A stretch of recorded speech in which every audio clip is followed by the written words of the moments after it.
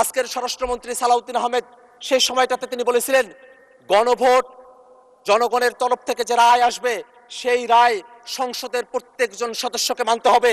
তিনি তার কথার উপরে এখন অটল কেন নাই? আজকে সংসদে যিনি সংসদ নেতা আছেন, আমাদের প্রধানমন্ত্রী, যারা সরকার দলের মন্ত্রীরা আছেন, সদস্য আছেন, এবং আমরা যারা বিরোধী দলের পক্ষ থেকে আজকে এই মুলতবি প্রস্তাবের জন্য আমরা দাঁড়িয়েছি, সকলের কাছে বিনীত কণ্ঠে কয়েকটি কথা আমি বলতে চাই। আমরা কোন প্রেক্ষাপটের মধ্য দিয়ে আজকের এই সংসদে এসেছি আমরা সকলেই সেটা জানি। সেই প্রেক্ষাপট যখন বাংলাদেশে সংঘটিত হলো, তারপরে 5 আগস্ট থেকে নিয়ে 8 আগস্ট পর্যন্ত বাংলাদেশে কোনো সরকার ছিল না। সেই সময়টাতে বাংলাদেশের সংবিধান কতটুকু কার্যকর ছিল সেই ব্যাপারে কি আমরা খোঁজখবরটা রেখেছি মাননীয় স্পিকার? আমরা একটা জিনিস স্পষ্ট করে বলতে চাই, আমাদের এখানে বর্তমানে যিনি আইনমন্ত্রী আছেন, তিনি যে তখন অ্যাটর্নি জেনারেল হিসেবে নিয়োগ পেলেন, কোন সংবিধানের বদৌলতে তিনি অ্যাটর্নি জেনারেল হিসেবে নিয়োগ পেলেন, সে প্রশ্নটা কি আমরা ভুলে গিয়েছি মাননীয় স্পিকার?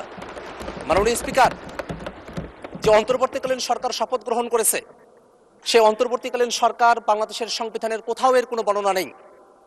যে সরকার, আগের সরকার, তারা যে পদত্যাগ করেছে, সেই পদত্যাগের ফর্মুলা কি? সংসদ যে ভেঙে দেওয়া হলো 6 তারিখে, সেই সংসদ ভেঙে দেওয়ার ফর্মুলাটা কি সংবিধানে বর্ণনা করা ছিল?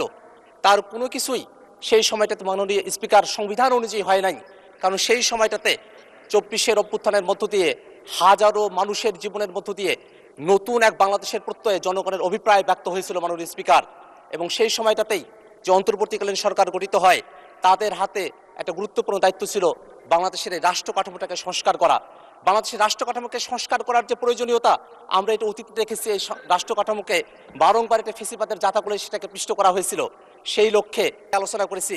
সেই আলোচনায় আজকের স্বরাষ্ট্রমন্ত্রী সালাউদ্দিন সাহেব সেখানে উপস্থিত ছিলেন, জোনায়েদ সাকিব ভাই সেখানে উপস্থিত ছিলেন, সেখানে নুরুল হক নূর ভাই উপস্থিত ছিলেন, শাহাদাত হোসেন সেলিম সেখানে উপস্থিত ছিলেন। এতগুলো মানুষ সরকারি দলের বেঞ্চে তারা বসে আছেন, তারা ঐক্যমত্য কমিশনে উপস্থিত হয়েছিলেন। ঐক্যমত্য কমিশনে জুলাই সনদ বাস্তবায়নের ব্যাপারে সকলের মধ্যে আলোচনা হয়েছিল। সেই আলোচনার প্রসঙ্গ তারা সংসদে এসে কিভাবে ভুলে গেলেন সেটা আমি তাদের কাছে জানতে চাই মাননীয় স্পিকার। মাননীয় স্পিকার, 5ই অক্টোবর আজকের স্বরাষ্ট্রমন্ত্রী সালাউদ্দিন আহমেদ সেই সময়টাতে তিনি বলেছিলেন, গণভোট, জনগণের তরফ থেকে যে রায় আসবে সেই রায় সংসদের প্রত্যেকজন সদস্যকে মানতে হবে। তিনি তার কথার উপরে এখন অটল কেন নাই সেটা আমরা তাদের কাছ থেকে জানতে চাই মাননীয় স্পিকার। মাননীয় স্পিকার, আমরা এই কথাটাও জানতে চাই, মাননীয় আইনমন্ত্রী তিনি সে সময়টাতে এই সংবিধান সংস্কারের জন্য যে আদেশ, সেটাকে বাস্তবায়নের জন্য যে এক্সপার্ট প্যানেল গঠন করা হয়েছিল, সেই এক্সপার্ট প্যানেলের তিনিও একজন মেম্বার ছিলেন, তিনিও পরামর্শ দিয়েছিলেন সেই এক্সপার্ট প্যানেলে কেমন পদ্ধতিতে জুলাই সনদকে বাস্তবায়ন করা হবে। আজকে অ্যাটর্নি জেনারেলের পদ থেকে তিনি যখন আইনমন্ত্রী হয়েছেন, তখনই এসে তিনি তার পজিশনটাকে পরিবর্তন করে এখন তিনি সবকিছু বেমালুম ভুলে গিয়েছেন।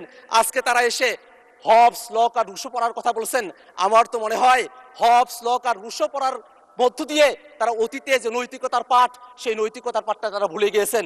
যদি নৈতিকতার পাঠ তাদের থাকতো, তাহলে এতগুলো জনগণের সামনে জনাব তারেক রহমান আমাদের প্রধানমন্ত্রী, তিনি 30শে জানুয়ারি রংপুরে আবু সাইদের জন্মভূমিতে দাঁড়িয়ে তিনি বলেছিলেন, দয়া করে গণভোটে হ্যাঁ দিন। দয়া করে গণভোটে হ্যাঁ দেওয়ার কথা বলে তারা এখন এসে গণভোটের রায় মানতে কেন চান না, সেই প্রশ্নটা আমরা মাননীয় প্রধানমন্ত্রীর কাছে করতে চাই। আমরা আরো স্পষ্ট করে আপনার মাধ্যমে জানতে চাই, যে আদেশ জারি করা হয়েছে সে আদেশটা নাকি আইন নয়, এমন ধরনের বক্তব্য এখানে উপস্থাপন করা হয়।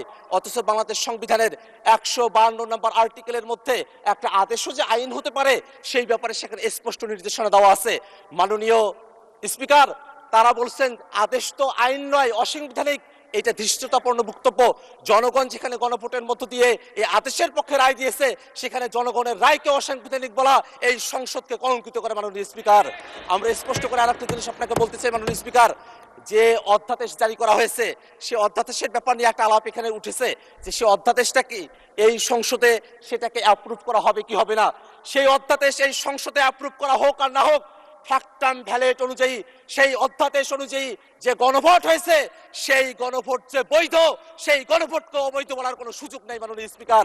আমরা আর একটা কথা বলতে চাই মাননীয় স্পিকার, যে অধ্যাদেশের কথা আপনারা বলছেন, অধ্যাদেশগুলো এই সংসদে উত্থাপন করা হয়েছে, সেই অধ্যাদেশের মধ্যেই জুলাই সনদ বাস্তবায়নের যে আদেশ, সেই আদেশটাকে রেফার করা হয়েছে। আপনারা অধ্যাদেশটাকে এখানে রেফার করবেন, আবার অধ্যাদেশের মধ্যে যে আদেশের কথা বলা হয়েছে সেটাকে আপনারা বেমালুম চেপে যাবেন। এই ধরনের দ্বিচারিতা বাংলাদেশের সংসদে যদি আপনারা করেন, জনগণ আপনাদেরকে ছাড় দেবে না মাননীয় স্পিকার। মাননীয় স্পিকার, আর একটা কথা আমি বলতে চাই, যে আদেশের ব্যাপারটা নিয়ে বলা হয়, সেই আদেশ যেই 13 নভেম্বরে জারি করা হলো, সেই দিন সালাউদ্দিন সাহেব, তিনি আমাদের স্বরাষ্ট্রমন্ত্রী বর্তমানে, সেই দিন তিনি ব্যক্তিগতভাবে আদেশের ব্যাপারে তার আপত্তির কথা জানিয়েছিলেন। কিন্তু সেই দিন রাতের বেলা বিএনপির স্থায়ী কমিটির সদস্যরা মিটিং করে জনাব মির্জা ফখরুল ইসলাম আলমগীর তার নেতৃত্বে যে সংবাদ সম্মেলন করা হয়েছিল, সেই সংবাদ সম্মেলনে আদেশ জারির দিনে বিএনপি দলীয় সিদ্ধান্ত নিয়ে তৎকালে প্রধান উপদেষ্টাকে ধন্যবাদ জানিয়েছিল। সেটা কোন স্বার্থে সেদিন ধন্যবাদ জানিয়েছিল, আমরা সে বিষয়টা তাদের কাছ থেকে জানতে চাই মাননীয় স্পিকার। আমি আপনার কাছে আর একটা বিষয় একটু খোলাসা করে বলতে চাই, জুলাই সনদের মধ্য দিয়ে আমরা কি চেয়েছি? আমরা চেয়েছি এমন একটা বাংলাদেশ, যেই বাংলাদেশে আগের মতো করে সরকারি সাংবিধানিক প্রতিষ্ঠানগুলোতে নিয়োগ হবে না।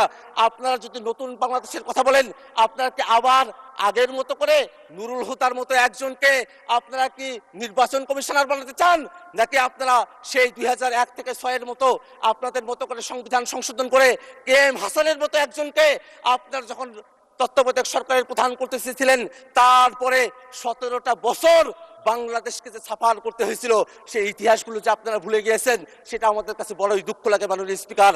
আমরা একটা কথা বারংবার আপনাদের কাছে বলি, 90-এর পরে 3 জোটের রূপরেখা আপনারা সহজে মানতে চান নাই, কিন্তু জনগণ যখন রাজপথে নেমে এসেছিল, আপনারা কিন্তু তখন মানতে বাধ্য হয়েছিলেন। আমরা জানি নির্বাচনের আগে আপনারা যখন জনগণের কাছে গিয়েছিলেন, আপনারা গণভোটের কথা বলতে বাধ্য হয়েছিলেন।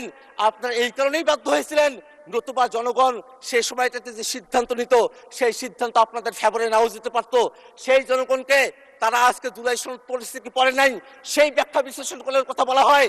যেই জনগণ জুলাই সনদে ভোট দিয়েছে, ওই জনগণ তো সরকার নির্বাচনের জন্য ভোট দিয়েছে। তাহলে আপনাদের ম্যানিফেস্টো থেকে কয়জন ভোট দিয়েছে, সেই প্রশ্নটা আমরা করতে চাই মাননীয় স্পিকার। আপনাদের কাছে একটাই মাত্র চাওয়া, এটাতে আইনগত কোনো বাধ্যবাধকতার জায়গা নেই। বিএনপির সদিচ্ছার বিষয়, সরকার দলের সদিচ্ছার বিষয়, তারা 2/3 মেজরিটি পেয়েছেন। তারা যদি আজকে সদিচ্ছা প্রকাশ করেন যে জুলাই সনদ বাস্তবায়ন আদেশ, গণভোটকে তারা মেনে নেবেন, এটা নিয়ে আর কোনো প্রশ্ন কোথাও উঠবে না। আমরা তাদের কাছে সেই আহ্বানটাই। ধন্যবাদ মাননীয় সদস্য।